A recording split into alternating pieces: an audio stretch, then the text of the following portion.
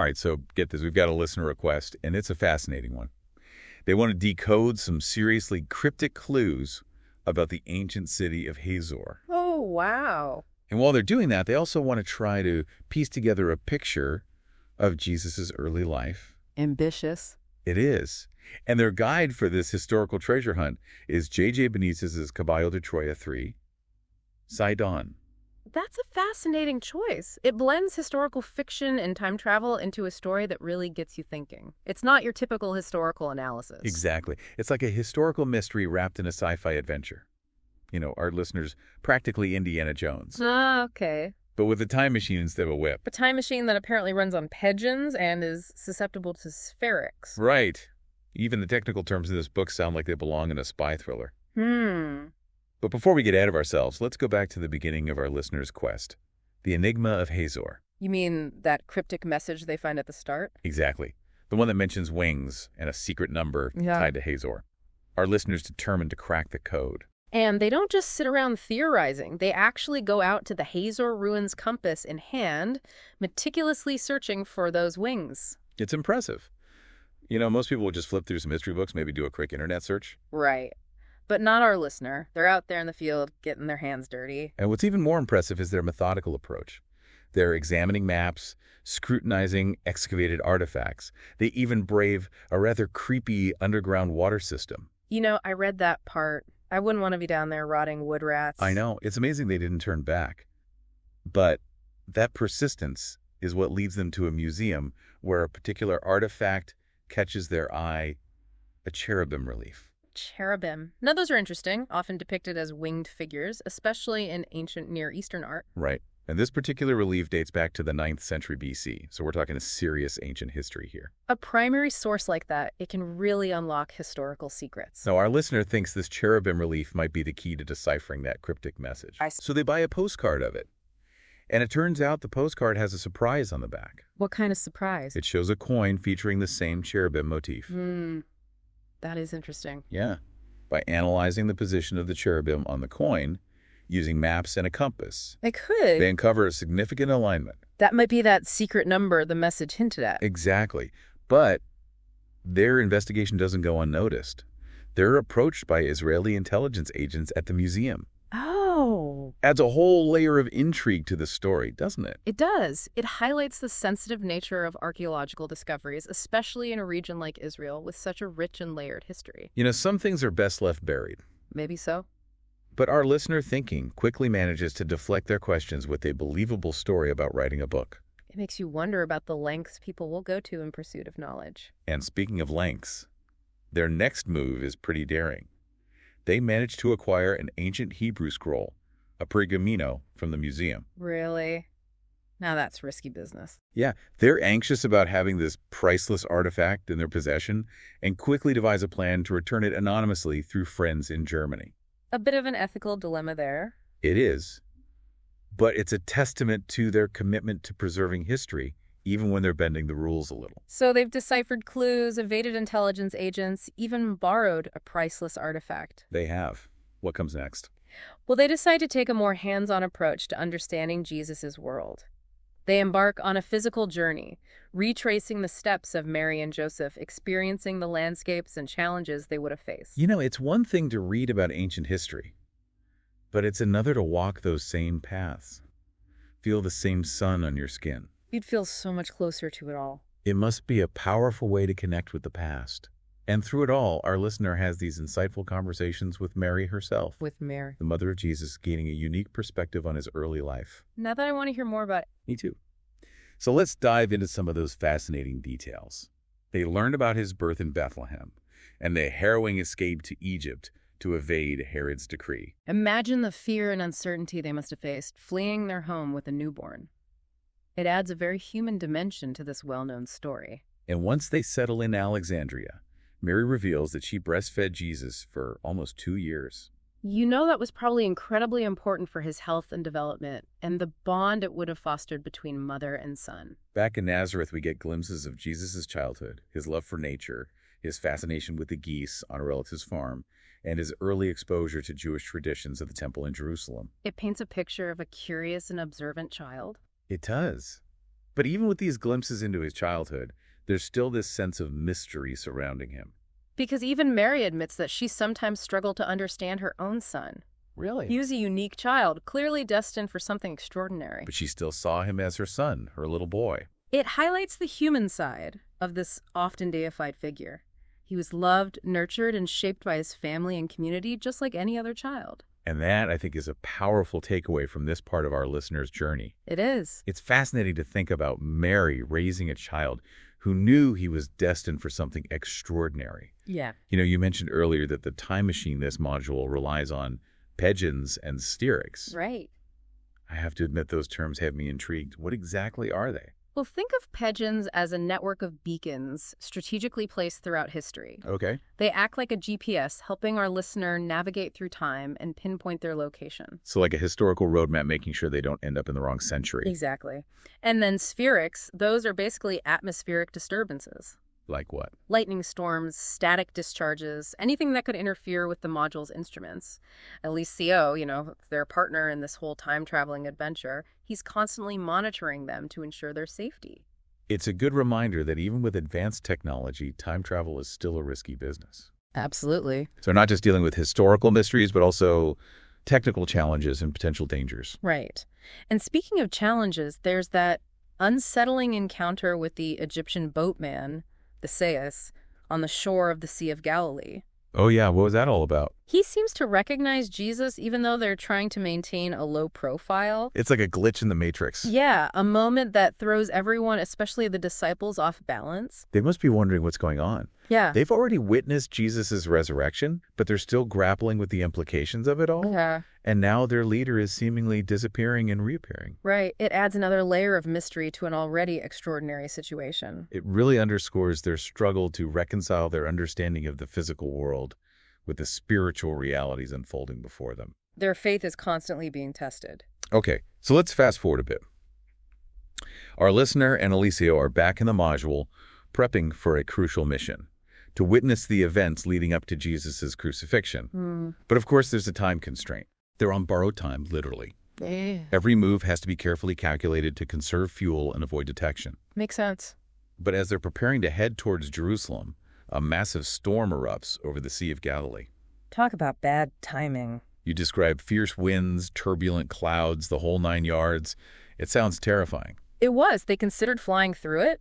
Really? But ultimately, they choose to land and wait out the storm. It's a tough call. Any delay could jeopardize their mission. But safety comes first, especially when you're dealing with experimental time travel technology. I can imagine. And as luck would have it, this unplanned detour leads them to a fascinating discovery. They stumble upon a hidden cave near Capernaum. What's in the cave? It turns out to be a massive ancient crypt. A crypt. Filled with burial chambers and artifacts. A historian's dream come true. But it's not all excitement and wonder, is it? Yeah. You mentioned a pretty overwhelming smell. There was a pungent smell of decay, a mix of hydrogen sulfide and ammonia. Not exactly a pleasant aroma. Not at all. But amidst the less pleasant aspects, they uncover some intriguing details. Like what? For instance, they notice that the average height of the individuals buried in the crypt is significantly shorter than Jesus. So Jesus was literally a standout figure. Even in terms of physical stature. It adds another dimension to his presence. Yeah. Makes him even more imposing. And they also observe some fascinating burial customs. The use of cypress and sycamore wood for the sarcophagi, the placement of clay pots and coins alongside the bodies. It all speaks volumes about their beliefs surrounding death and the afterlife. It's like piecing together a puzzle, isn't it? Absolutely. Each detail, no matter how small, contributes to a richer understanding of the past. But amidst all these fascinating discoveries, there's a nagging question: where is Jesus? Oh, right. They're supposed to be monitoring his movements leading up to the crucifixion. But he seems to have vanished. I bet the disciples are freaking out. They're already dealing with so much: the resurrection, the cryptic teachings, and now this sudden disappearance. It must be another test of their faith. It is pushing them to rely on what Jesus has taught them, even in his absence. So while our listener is searching for Jesus, they continue to have these incredible conversations with Mary, gleaning more insights into his early life in Nazareth. Like what? Well, one detail that really stuck with me is how much time Jesus spent at his father's carpentry workshop. It wasn't just a place of work. No, it was his playground, his first classroom. Think about the sensory experiences he would have had. The aroma of freshly cut wood, the rhythmic hammering, the camaraderie of the workers. It's a rich environment. It is. It undoubtedly nurtured his creativity and problem-solving skills. It's clear that Jesus was a playful, curious child. Oh, absolutely. Building imaginary cities out of wood scraps with his brothers, running through the streets with his friends, even pretending to have funerals. And everyone always wanted to be the dead one. Of course, but it's not just playtime that shaped his early years. Right. He also attended classes at the synagogue, showing a real thirst for knowledge. He wasn't just passively absorbing information. No, he was actively questioning, challenging conventional thinking, and demonstrating a wisdom that seemed to transcend his age. It foreshadows his later role as a teacher and spiritual leader. Absolutely. But his education wasn't confined to the synagogue. He also gained practical experience in fishing and farming. Spending time with relatives who worked the land and navigated the Sea of Galilee. These experiences would have given him a deep appreciation for the natural world and the rhythms of life. Themes that are woven throughout his teachings. Exactly. They grounded him in the realities of everyday life, even as he was grappling with his spiritual destiny. And then there's that pivotal moment when Jesus is around 8 years old. He's at his uncle's farm and becomes fascinated with his sickle. A sickle. A sharp tool used for harvesting grain. His mother, understandably, is worried about him handling such a dangerous implement. But Jesus, with his characteristic determination, sneaks off to practice using it in secret. It reveals his independent spirit, his willingness to push boundaries. Even if it means bending the rules a little. He's driven by an insatiable curiosity to learn and master new skills. And as he gets older, he naturally gravitates towards leadership. He's chosen as the chief of his group of friends. But not because he's the strongest or most aggressive. No, because he's fair, compassionate, and possesses a natural charisma that draws people to him. A leadership style that's rooted in empathy and understanding. A stark contrast to the more authoritarian models of the time. But there's also this intriguing detail. Despite his physical strength, Jesus has a strong aversion to violence. He avoids fights even when provoked. Which initially puzzles his friends. It's a radical concept in a society where might often makes right. But it speaks to a deeper understanding of strength. A strength that comes from compassion, forgiveness, and a refusal to perpetuate cycles of violence. And as Jesus enters his teenage years, he begins to grapple with a profound dilemma. The classic internal conflict of duty versus purpose. He's becoming increasingly aware of his spiritual calling. He's going to fulfill his Father's will. But he also feels a deep responsibility to his family. To support them and carry on the family trade.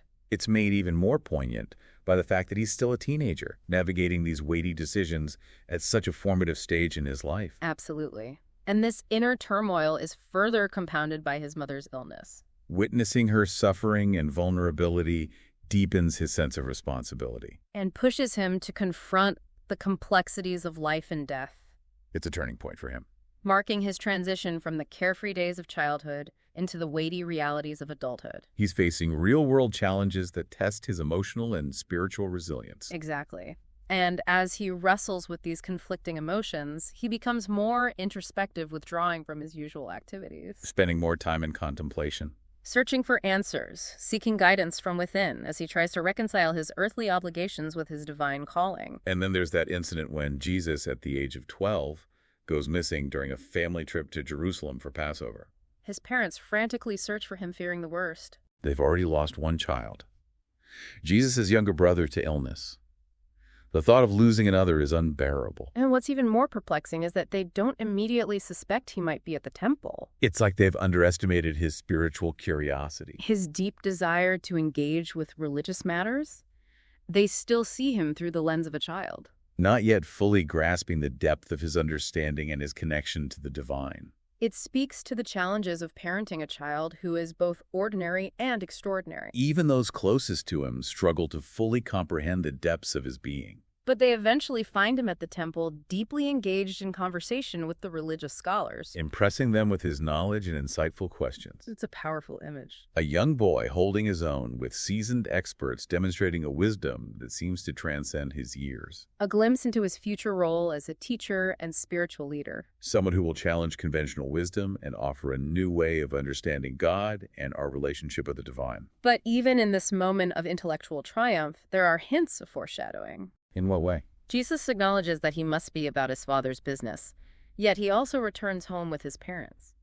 Showing respect for their authority and his earthly responsibilities. It's like he's striking a delicate balance between obedience and purpose.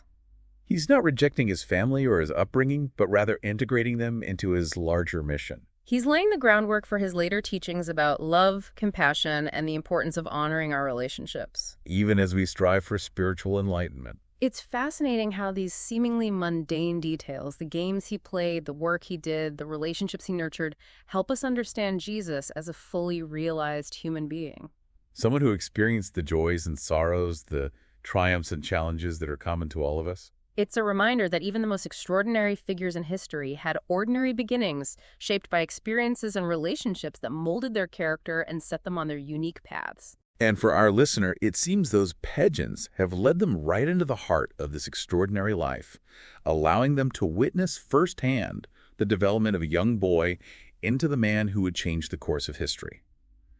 But remember that storm that forced them to land near Capernaum? Right. What happens after the storm passes and they resume their search for Jesus?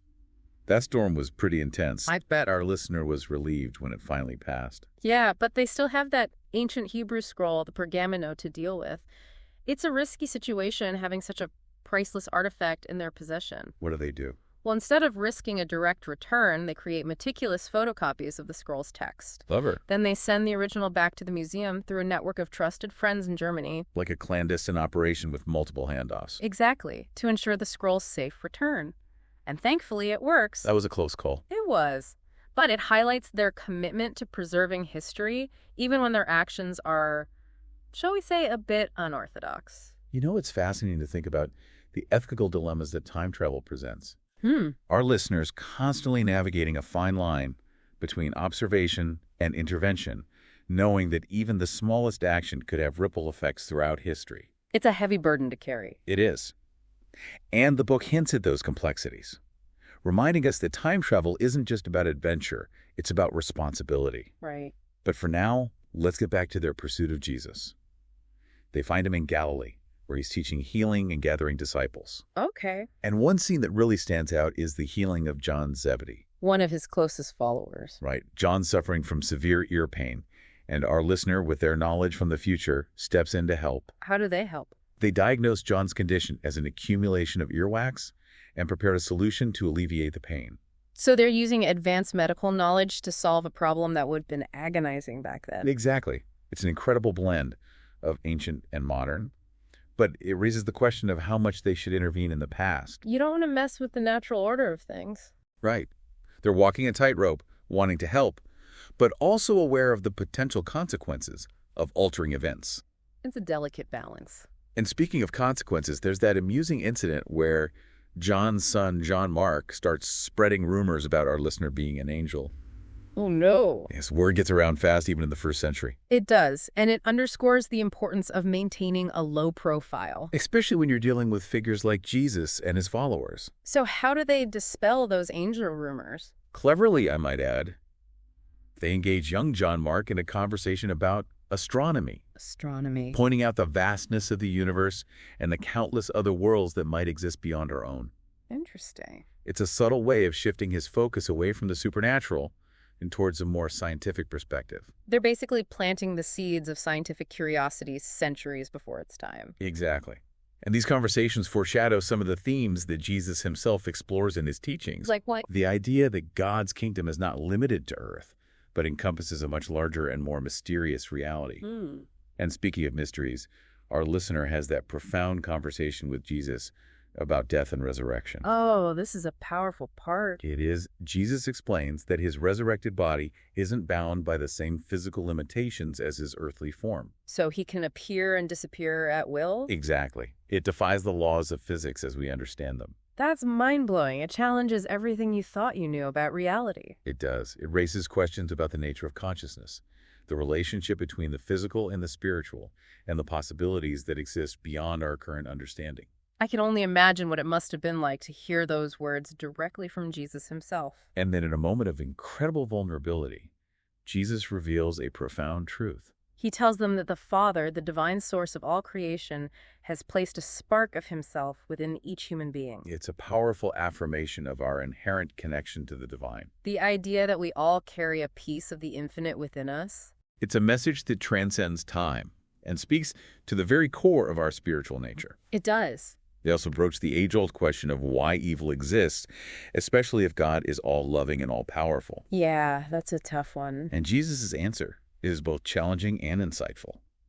How so? He explains that evil is a relative concept, A relative a concept. consequence of our limited understanding and incomplete evolution. I see. True freedom requires the possibility of making mistakes, of choosing wrong over right, And it's through those choices that we learn and grow. evolving towards a greater understanding of truth and goodness. So it's not about blame and punishment. No, it's about growth and transformation. That's a powerful shift in perspective. And then, as if that weren't mind-blowing enough, Jesus offers a glimpse into the nature of paradise. The eternal realm beyond our physical universe. He describes it as a static island, a realm of pure being and infinite potential from which all creation originates. It's a concept that stretches our imagination. It does. It challenges our linear understanding of time and space. Yeah. It's a reminder that our human minds can only grasp a fraction of the vast and mysterious reality that surrounds us. It leaves us with a sense of wonder and awe, inspiring us to explore the depths of our own spiritual potential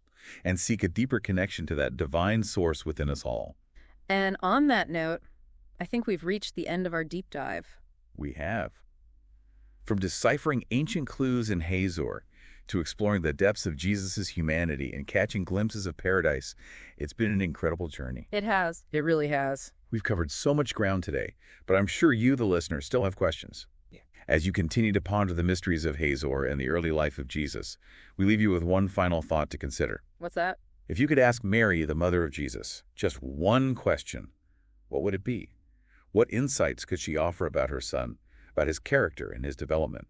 Think about it, and let that question guide your own exploration of the life and legacy of this remarkable figure. Thanks for joining us on the Deep Dive.